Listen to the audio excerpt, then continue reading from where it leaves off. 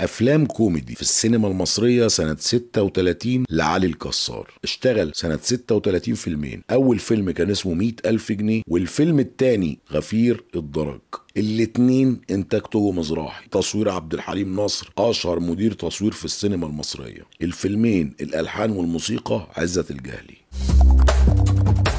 فيلم 100,000 جنيه اتصور في استوديو توجو مزراحي في اسكندريه، وكان تأليف توجو مزراحي. علي الكسار لعب شخصيه عثمان عبد الباسط اللي اشتهر بيها. ملخص القصه: شحتوت بيه عبد الباسط بيموت وسايب ثروه 100,000 جنيه. الورثه عثمان عبد الباسط في مصر وعزوز عبد الباسط في سوريا. ان الاعزب منهم هو اللي يورث بشرط يتجوز من بنت حلوه في خلال 15 يوم من الوفاه. عزوز اللي عايش في سوريا كان متجوز من بنت اسمها ياسمينه، لكن بينكر عشان يورث، لكن في النهايه بيتفضح، وعثمان الأعزب هو اللي بيورث وبيتجوز حسب الشروط في الوصية. الفيلم اتعرض يوم 27 فبراير سنة 36 في سينما النهضة في القاهرة، واستمر 4 أسابيع. توجو مزراحي نجح نجاح كبير في إخراج الفيلم. علي الكسار كان طبيعي في أدائه. مستوى الفيلم كان أحسن بكتير من فيلمه الأولاني بواب العمارة اللي أخرجه ألكسندر فركش، وبيرجع الفضل لتوجو مزراحي اللي اكتسب خبرة في مجال العمل السينمائي. شارك في الفيلم ممثل اسمه زكي إبراهيم. زكي إبراهيم من ضمن الفنانين اللي اتنسوا وكان ليهم علامة في السينما المصرية، شكله معروف للي متابعين أفلام قديمة.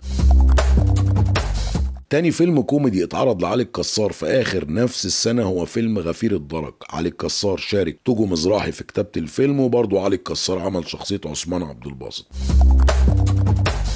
ملخص القصة: عثمان عبد الباسط راجل طيب شغال عند ست أجنبية بخيلة بتطرده، فجأة بيلاقي نفسه شغال غفير درج بالغلط. عصابة بتستغل سذاجته بتسرق محل عزوز وبيتفصل من شغله. عثمان وعزوز بيدوروا على شغل. في النهاية بيشتغلوا في المسرح اللي بترقص فيه ياسمينة مرات عزوز. بيفشلوا وبيطردوا. بيقابلهم شخص بيعرض عليهم يشتغلوا في العملات المزيفة، ولما بيروحوا مقر عصابة التزوير بيكتشفوا ان رئيس العصابة فيه شبه كبير من عثمان، وطبعا بيستغلوا الشبه وبيتعاونوا مع الشرطة وبيكشفوا العصابة وبيرجعوا شغلهم غفرة تاني.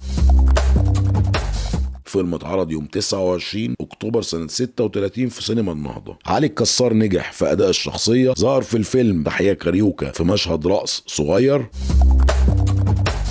توجو مزراحي هو اللي اكتشف موهبة علي الكسار، واللي شاف فيه نموذج للشخصية المصرية النوبية اللي حقق بيها علي الكسار نجاح كبير في المسرح، واللي طبعا خد الأضواء من ممثل اسمه شالوم، واتكلمنا عنه في حلقة قبل كده، لأن علي الكسار بقى اسمه ظاهر وبيبيع. تابعونا.